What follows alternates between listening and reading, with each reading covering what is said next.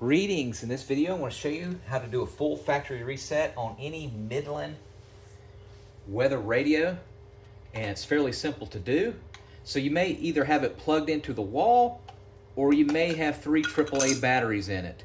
Regardless, it's done the same way.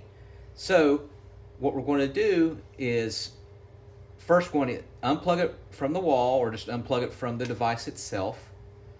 Or if it's with 3 batteries, take one of the batteries out, wait about a good 10 seconds, and then what we're going to do is we're going to hold the weather and snooze button for about 5 seconds, and then we're going to plug it in if we're using the power adapter, and that will reset it.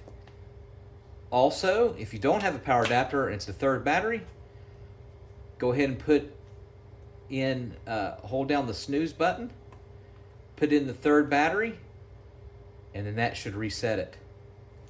All right, thank you so much for watching, and make sure you subscribe, and let me know if you have this exact Midland model.